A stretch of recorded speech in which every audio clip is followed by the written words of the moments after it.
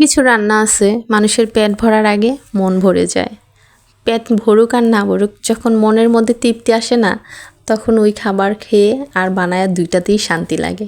তো যাই হোক, এই শীতে এই ফুলকপির পাকোড়া কে খান নাই, আমার মতো হাত তোলেন। তো আমি ফুলকপির পাকোড়া বানানোর জন্য নিয়ে নিলাম আটা। আমার বাসায় ময়দা ছিল না, এই জন্য আটাই নিয়ে নিছি।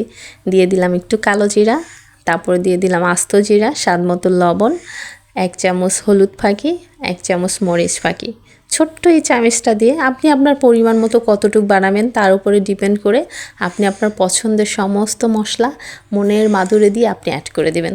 তারপরে এখানে আমি ফুলকপিগুলোকে একটু হাফ সিদ্ধ করে নিছি, মানে ফুল না, জাস্ট একটু গরম পানিতে ওদেরকে একটু নাড়াচাড়া করে নিছি। কালারটা দেখেন, মাশাল্লাহ মাশাল্লাহ মাশাল্লাহ, কি সুন্দর কালার। আপনি যে কোনো সবজি, বিশেষ করে সবুজ কালারের সবজিগুলো আপনি যখন গরম পানিতে একটা চুবা দিয়ে উপরে উঠাবেন, দেখবেন ওদের কালার আরও দ্বিগুণ হয়ে গেছে, অনেক বেশি সুন্দর হয়ে যায়, দেখতে আরও বেশি সুন্দর লাগে। মনে হয় যে এক্সট্রা করে একটা রং মাখায় দেওয়া হয়েছে। এটা কিন্তু আমার ফোনের জন্য না, আসলেই এরকম হয়। তো এই তো ফুলকপিটা পুরোপুরি সিদ্ধ না, কিন্তু আবার আপনি চাইলেও খেতে পারবেন এরকম একটা ফুলকপি। পাতাকপি আমার মনে হয় কাঁচাই খাওয়া যায়। যাই হোক, আলহামদুলিল্লাহ, এটাকে আমি ভালো করে মিক্সার করে নিছি ব্যাটারের সাথে। এটা সুন্দর করে যত ভালো করে মিশায় নেবেন, এটার ভিতরে তত মশলাপাতি সব যাবে। যাওয়ার পরে এই ফুটন্ত গরম তেলে চুপ করে ছেড়ে দেবেন।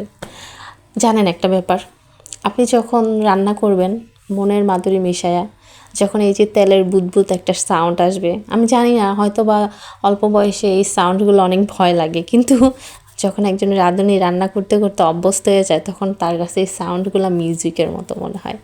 তো যাই হোক, আলহামদুলিল্লাহ, এই তো আমার মুচমুচে কুরকুরে ফুলকপির পাকোড়া রেডি। আলহামদুলিল্লাহ। সত্যি বলতেছি, আপনি যখন শুধু আটা দিয়ে না, আপনি যখন আটা দিয়ে শুধু আটা দিয়ে বানাবেন, সাথে সাথে খেয়ে ফেলতে হবে। আটার সাথে যখন আপনি কর্নফ্লাওয়ার অ্যাড করবেন, তখন দেখবেন যে সব কিছু মুচমুচে হয়, সাথে একটু বেকিং পাউডার বা একটু সোডা, তাহলে তো আরও ক্রিস্পিনেস বাইরা যায়।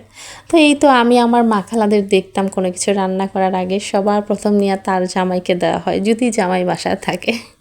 তো আলহামদুলিল্লাহ, এই তো এদিকে পরে আমি আমার হামিমকেও দিয়ে দিলাম।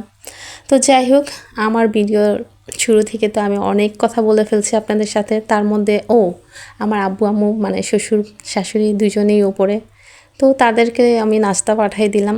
আর তার আগে বলে রাখি, ভিডিওটা কিন্তু আমার আজকের না, আরও কয়েকদিন আগের ছিল। শেয়ার করব করে আপনাদের সাথে শেয়ার করা হয় নাই।